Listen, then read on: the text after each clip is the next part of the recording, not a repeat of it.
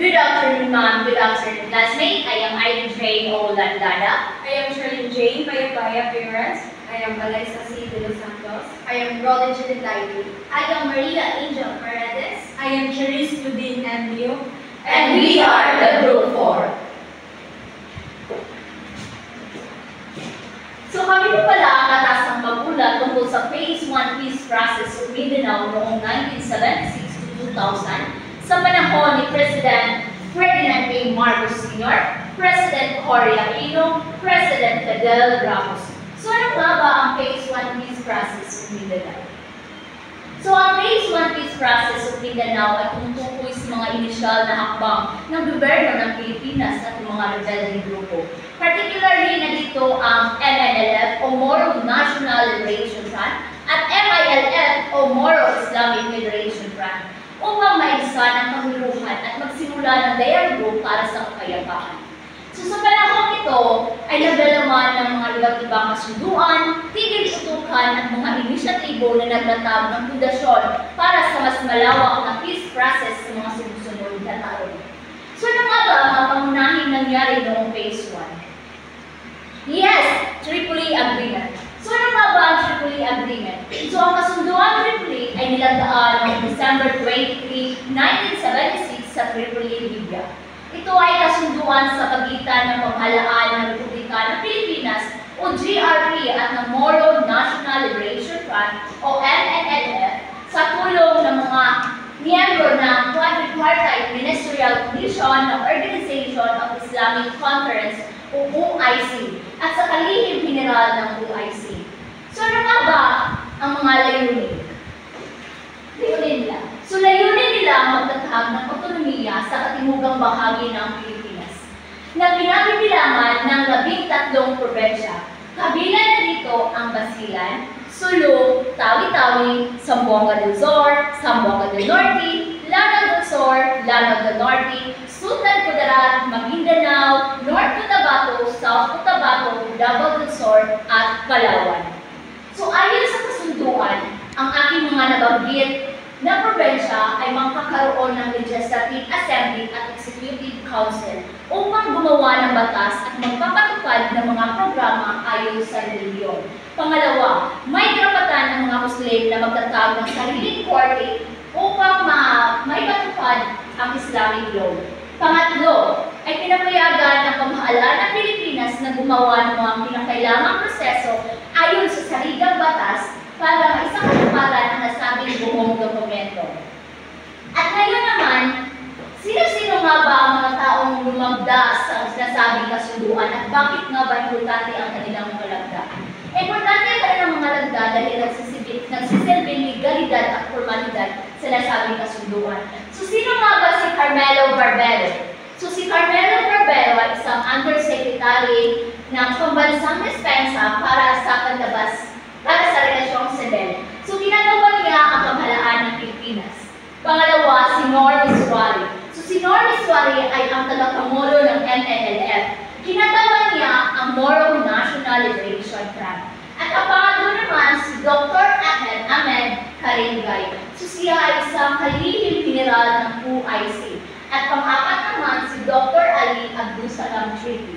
So isa siyang ministro na unaya ng panlabas na Libya at tagapangulo ng negosasyon.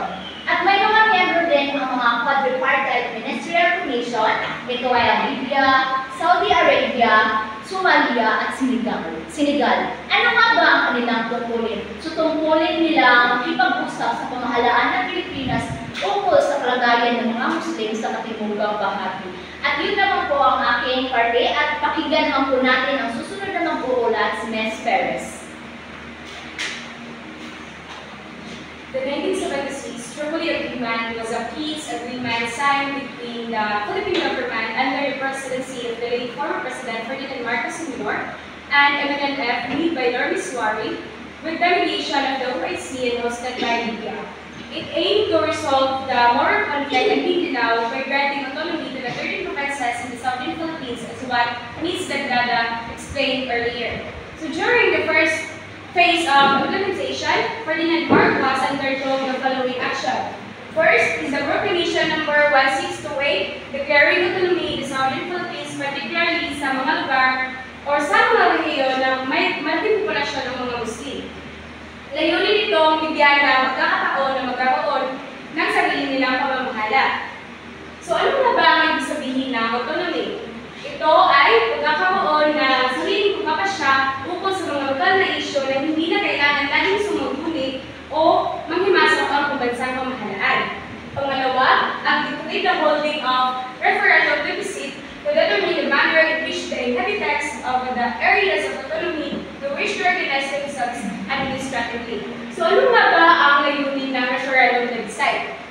Ang layunin ng referendum plebiscite ay upang malaman kung nais ba ng mga tao na magkaroon ng sarili nilang pamamahala at kung anong pamamahala ang nais nila. Pangatlo ay ang created two RAPs in Southern Philippines such as Region 9 and Region 12.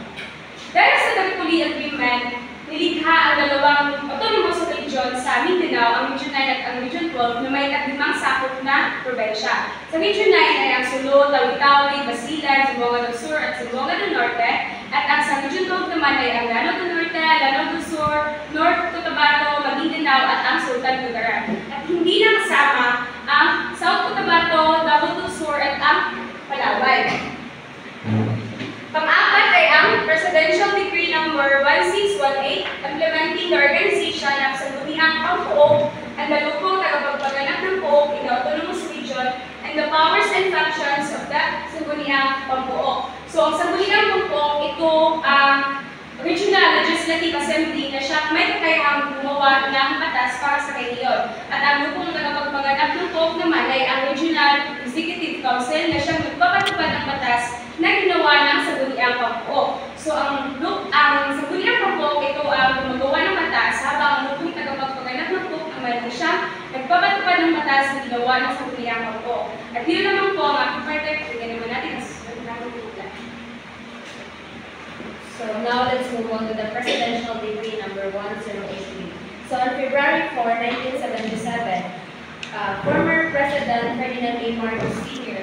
signed the Presidential Decree number 1083, or also known as the Code of Muslim Personal Law. So this law was created to provide a legal framework for the personal and family matters of Muslims here in the Philippines. So why this law is important? So this law is important because it addresses the unique needs of Filipino Muslims, ensuring that they live according to their faith and traditions. And also, its goal was to protect the rights of Filipino Muslims, to promote religious freedom, and to practice their personal laws according to the Sharia or Islamic law. And most importantly, it recognizes the importance of Islamic traditions, especially when it comes to personal and family matters.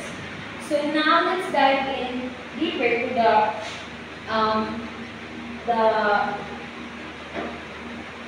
following constitute. So the first one,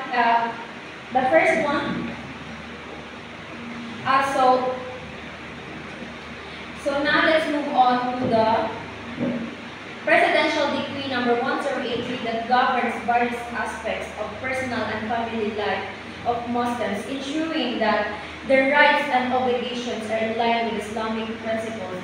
It covers important areas such as personal status, which establish the legal identity and the rights of Muslims to be recognized as individuals within their communities.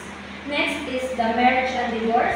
So it recognizes the Islamic marriage contracts and the process of divorce, such as talaq or the divorce initiated by the husband. Next is the rights and obligations between the husband and wife. So including their property relations, financial support, and their responsibilities towards each other. Next is the property filiation. So filiation, it refers to the relationship of parents and their children, and then the property ownership, ensuring that the child's right to inherit are protected according to the Islamic principles. Next is the parental authority. So it is the responsibilities of parents to provide food and education for their children, and the rules of parents in caring for and making decisions in behalf of their children. And then the next one is the support and maintenance. So spouses and parents are obliged to support for each other and for their children, especially in the time of needs.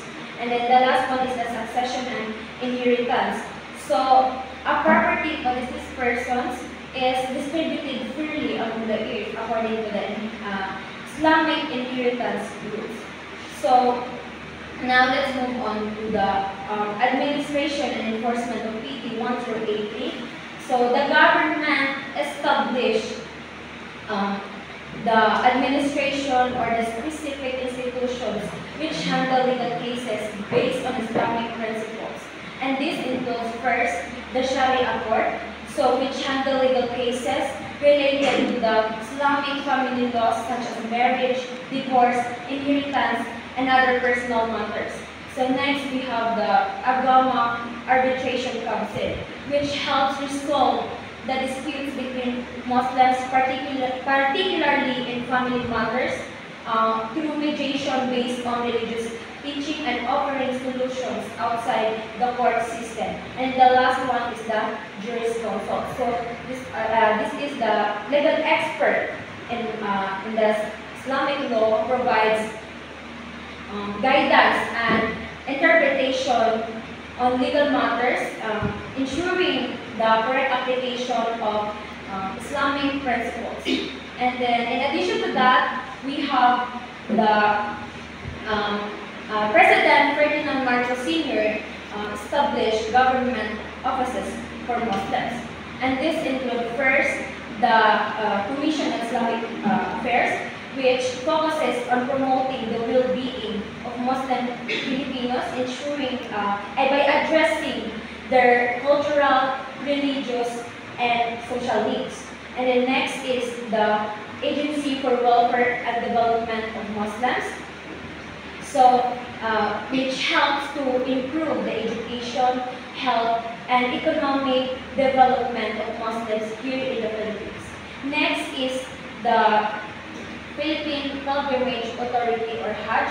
So the Hajj is responsible for managing and organizing the pilgrimage. So pilgrimage means a journey to a shrine or a sacred place. So for the Muslims, it is the pilgrimage to Makkah, ensuring that the Filipino Muslims receives necessary support to perform this religious duty.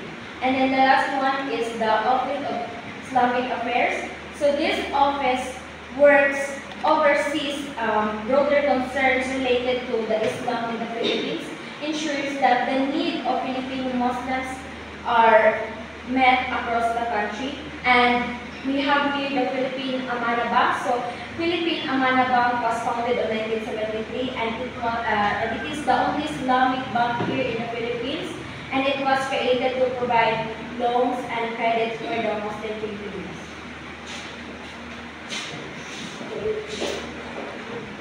So good afternoon once again today. I will be discussing a significant chapter in the Philippine history. But before my discussion, I would like you to look at the picture. Did everyone know her? Yes, she is the former President Corazon Aquino, the 11th president, and take note, the first female president in the Philippines. So now we will discuss the main topic of my report, which is Aquino administration and the establishment of ARMM, or the Autonomous Region in Muslim Mindanao.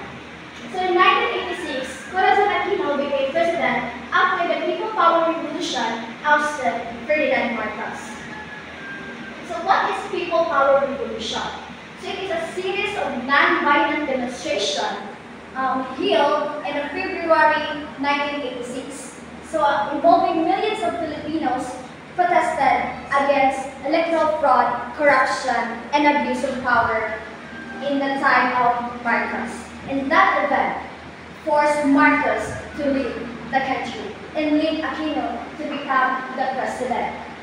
The negotiations between the Aquino administration and the Moro National Liberation Front failed due to disagreements. So, when Aquino became the president, she aimed to address the long-standing quest autonomy of our Muslim brothers and sisters. So despite initial attempts and negotiation between the Aquino administration and the MNLF, disagreement persisted. So tanong ko, bakit nga ba hindi nagkasundo ang Aquino administration at ang MNLF? Tama, dahil idinigiit ng MNLF ang full implementation ng Tripoli Agreement in 1976, which there are 13 provinces na nakabilang sa Tripoli Agreement. So, the establishment of ARMM is a compromise solution. So this was grounded with this following framework. The first framework is 1987 Philippine Constitution. So ito ay nagbigay ng legal na balangkas upang makalikha ng autonomong rehiyon sa Pilipinas. Next is the national sovereignty of the Republic of the Philippines. Ang ARMM ay umiiral ng lalim ng struktura ng Republika ng Pilipinas. Next is the territorial integrity of the Republic of the Philippines. So hindi dapat kapinsala ang rehiyong autonomo sa pagkakaisa at kabuuan ng Estado ng Pilipinas. So, in 1987 Constitution required ang Libisin to approve autonomous region. So, what is Libisin? So, it is a direct vote from the electorate or the people. So, November 1989, the Libisin was held in these 13 provinces mentioned in the Tripoli Agreement. So, ang mga butante ay tinanong kung nais ba nilang mapabilang sa ARMM. Under the Republic Act 6734, or kilala rin bilang Organic Act for ARMM. So, out of the 13 provinces mentioned in the Tripoli Agreement, 4 lamang na lalawigan ang gustong mapabilang ang kanilang lalawigan sa ARMM. Lanao del Sur, Maguindanao, Sulu, at Tawi-Tawi. So, the ARMM was formalized under Republic Act 6724. It was signed by Aquino on August 1, 1989. So, their structure of ARMM as defined in the Republic Act 6734. Government, Executive Department, and the Legislative Assembly, both elected and representative. So this means that the government of the autonomous region or a self-governing region within the country is organized with these 2 branches, the Executive Department and the Legislative Assembly.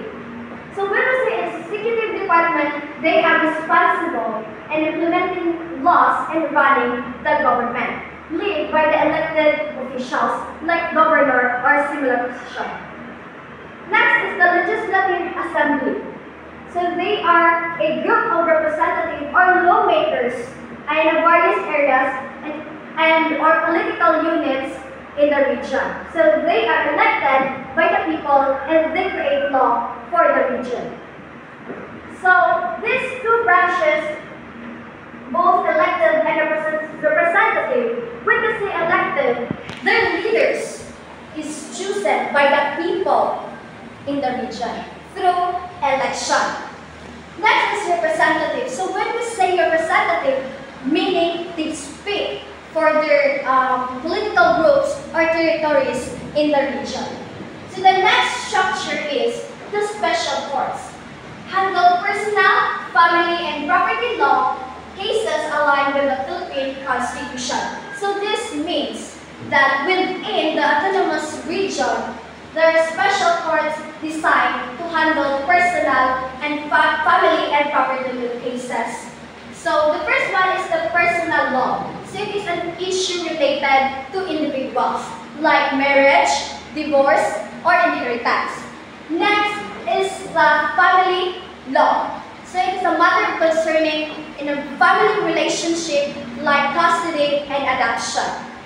And the last law is the property law. So this is a dispute or a regulation about ownership, land, and property rights. So these courts operate in a way that align and does not contradict the rules and principles outlined in the Philippine Constitution. So that concludes my report. Thank you for listening, and I hope this discussion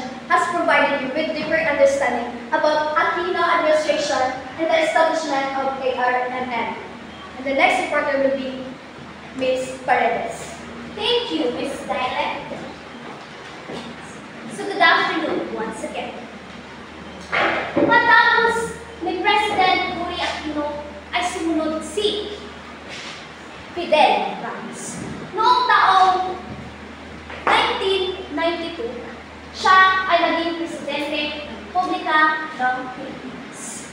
Kilala natin si Fidel V. Ramos bilang isa sa mga maraming naiambag sa bansang Pilipinas sa panahon ng kanyang pamamahala.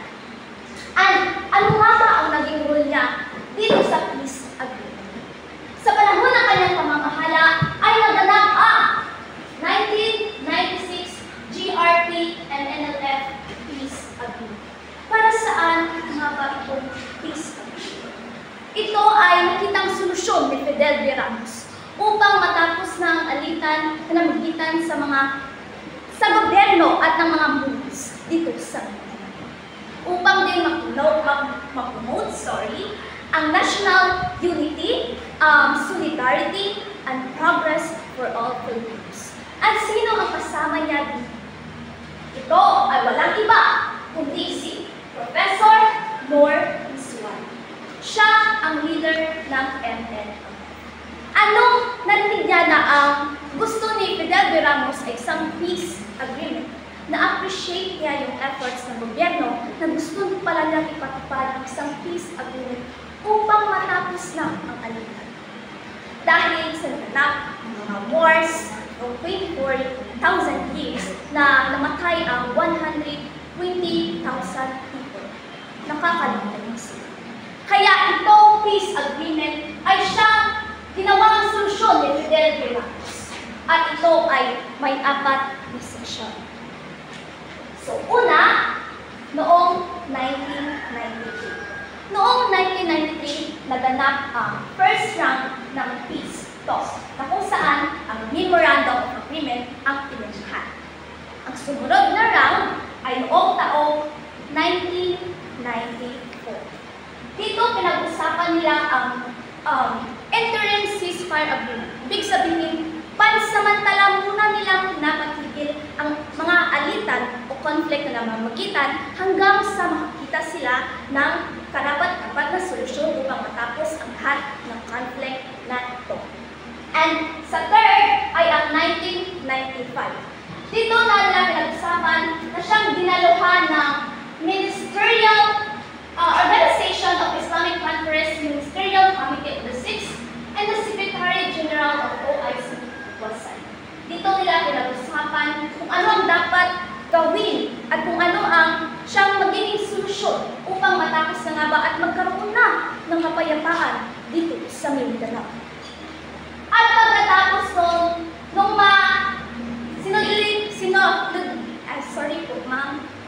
na-rationalize na po nila ang mga points noong agreement sa first round, sa second round, sa third round, at sa fourth round.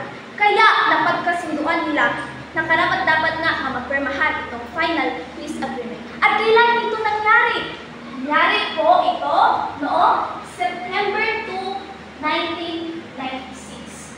Sino-sino nga ba ang pumirma ng final peace agreement? Kilalanin natin sila isa-isa. Sila po ay si Ambassador Mandoltigan. Siya ang nagrepresente ng Government of the Philippines. While si Professor Nor Isuan, siya ang nagrepresenta ng MNLF. At si Ali Alastas, siya po ang chairman ng Ministerial Committee of the Six. And by the way, this Ministerial Committee of the Six have members and which are Libya, Saudi Arabia, Somalia, Senegal, Bangladesh, and Indonesia. And kasama din sa nagdagdag ito ay ang isa si Secretary General of the OIC, who is Dr. Hamid A. Al-Habib. So silang 4 po ang nag-sign nitong peace agreement. At noong time na mag-firma po nito ay dumalo po si President Fidel V. Ramos. And isa sa kanyang speech, which is according to Christian Gill, sa kanyang speech ng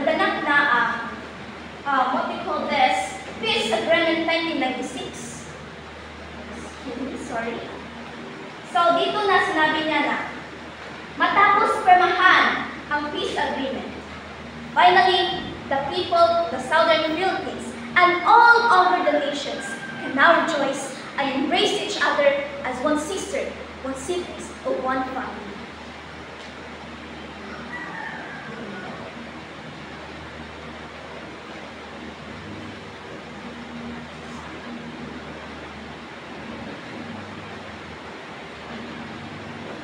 After the agreement, the GRP and MNLF have now peace. And sa susunod na mag-uulat ay si Miss Ligay.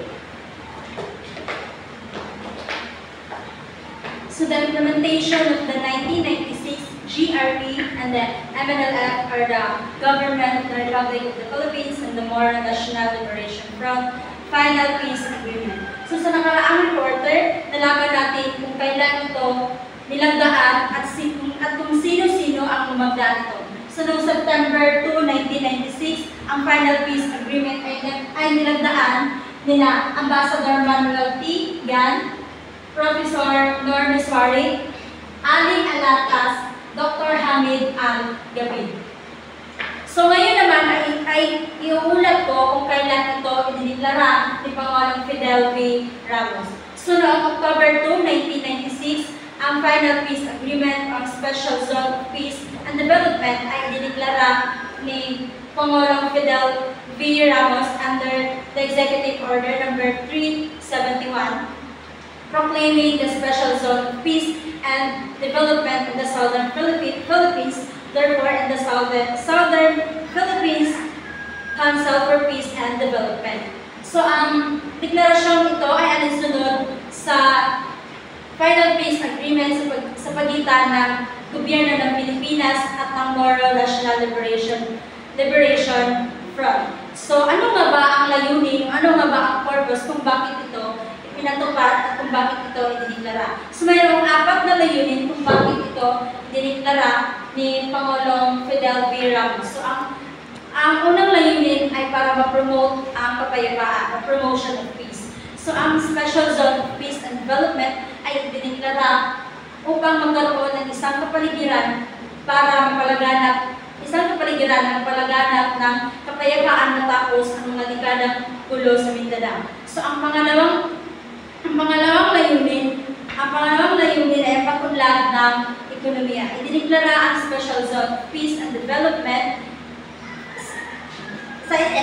bilang isang espesyal na lugar para sa mga proyektong pangkaunlaran, kabilang na dito ang edukasyon, ang agrikultura, ang kalusugan, at ang infrastruktura upang maiwasan, mabawasan ang kahirapan ng isang rehiyon.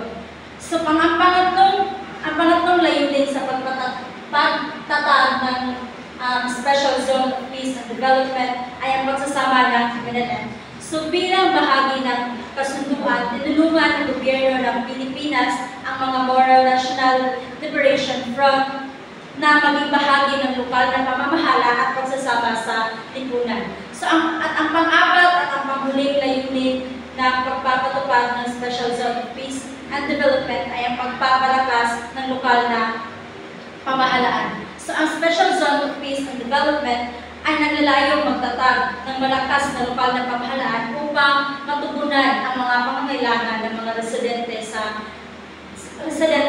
Mindanao. So ano nga ba ang mga probensya na saklaw ng Special Zone of Peace and Development? So ito ang 13 provinces na saklaw ng Special Zone of Peace and Development at isa na dito ang Lanao del Norte. So ano nga ba ang kahalagahan o bakit nga ba mahalaga ang pagpapatupad ng Special Zone of Peace and Development? So naging mahalaga ang Special Zone of Peace and Development sapagkat ito ang naging hakbang sa pagpapalaganap ng kapayapaan at pagbuo ng maayos na relasyong pampolitika sa pagitan ng gobyerno ng Pilipinas at ng Moro National Liberation Front. So that ends with our report regarding the Phase 1 peace process of Mindanao, and we are hoping na lahat ng mga naiulat namin, lahat ng mga naibahagi namin mga information tungkol sa